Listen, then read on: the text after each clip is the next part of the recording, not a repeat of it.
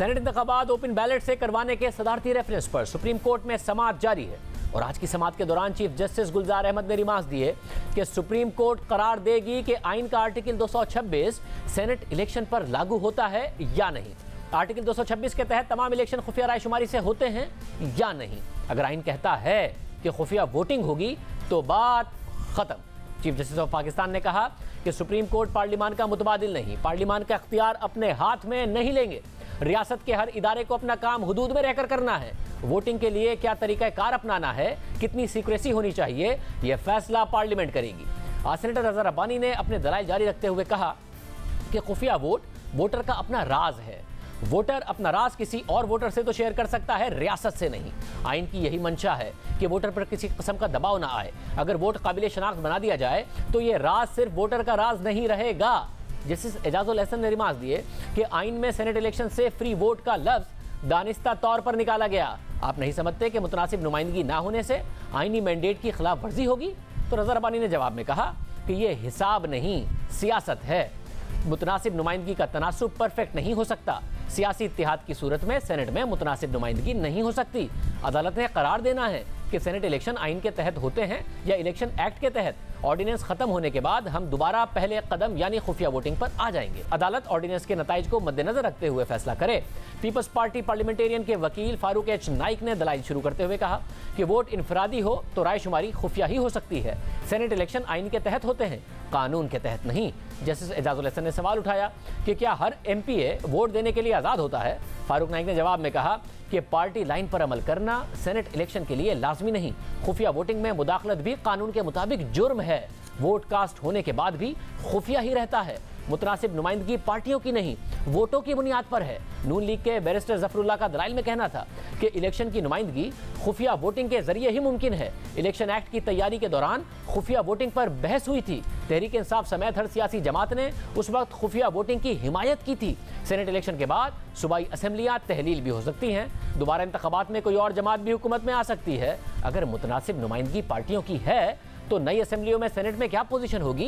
इस पर chief justice गुलजार अहमद ने रिमार्क्स दिए कि अदालत को तमाम ज़मीनी हक़ाइक़ का इल्म है। Sindh high court bar association के वकील बैरिस्टर सलाहुद्दीन का दलाइल में कहना था कि अदालत को जायजा लेना होगा कि रेफरेंस पर फौरी जवाब देना लाजमी है या नहीं। चीफ जस्टिस ने रिमार्क्स दिए कि रेफरेंस आ चुका है, इस पर राय हर सूरत देंगे। बैरिस्टर सलाहुद्दीन ने कहा कि अदालत रेफरेंस पर राय देने से इज्तनाब करे। अदालती राय से सियासी तनाज़ा जन्म ले सकता है, एहतियात की जाए। सुप्रीम कोर्ट से राय तब ली जाती है जब कोई और रास्ता ना हो। हुकूमत अपनी सियासी जिम्मेदारियां अदालत पर डाल रही है। इस पर चीफ जस्टिस ने कहा कि सुप्रीम कोर्ट को सिर्फ 3 सवालों का जवाब देना है। इसके अलावा तमाम मामलात पर फैसला पार्लियामेंट को करना है।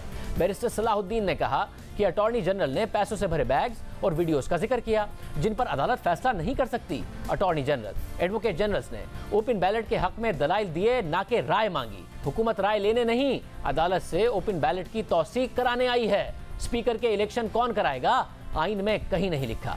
स्पीकर का इलेक्शन आइन के तहत हो सकता है तो सेनेट का क्यों नहीं?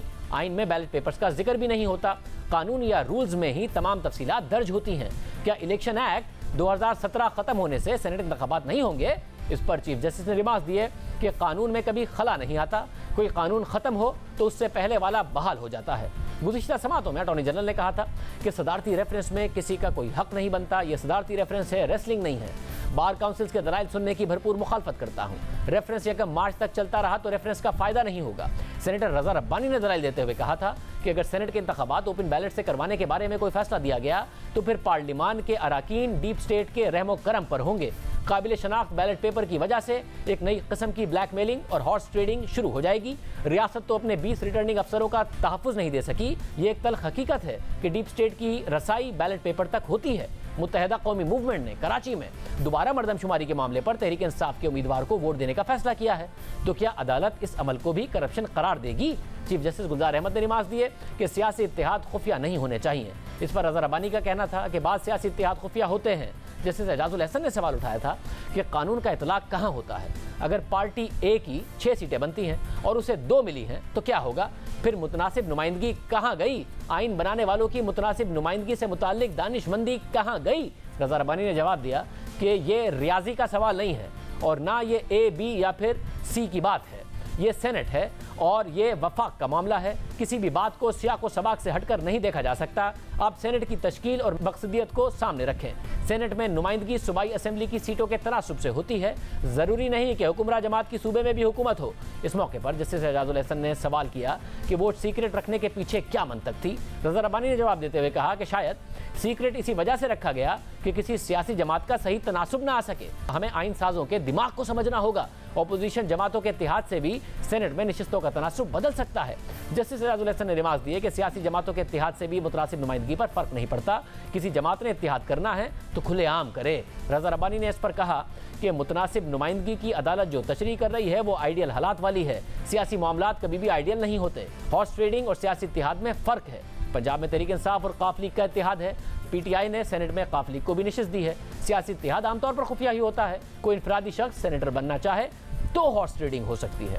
रेफरेंस की समाअत कल दोबारा होगी, जिसमें इनफरादी तौर पर केस में फरीक अफराद को सुना जाएगा। इस हवाले से मरियम नवाज ने भी आज बात की। ये आईनी शिक है, इसके अंदर कोई तरमीम अगर लानी है तो वो पार्लियामेंट कर सकती है, लेकिन वो ये जाली हुकूमत नहीं कर सकती। ये इख्तियार सुप्रीम कोर्ट के पास नहीं है। ये एक सियासी मसला है। आप इसमें पार्टी ना बने। परसेप्शन उसका यही आएगा कि इमरान खान की डूबती हुई कश्ती को बचाने के लिए, तहरीक इंसाफ की डूबती हुई कश्ती को बचाने के लिए, जब इमरान खान की हुकूमत कमज़ोर हो चुकी है, ऐसे में अगर सुप्रीम कोर्ट इमरान खान साहब को कोई रिलीफ देता है तो पाकिस्तान की आवाम उसको एक बायस्ड फैसला समझेगी। प्रोग्राम में ब्रेक शामिल करते हैं, उसके बाद जिक्र होगा तहरीक इंसाफ दूसरी जमातों पर सेनेट के लिए पैसे चलाने का इल्ज़ाम लगा रही है और तहरीक इंसाफ पर पार्टी के अंदर से ही ये इल्ज़ाम बार बार लग रहा है।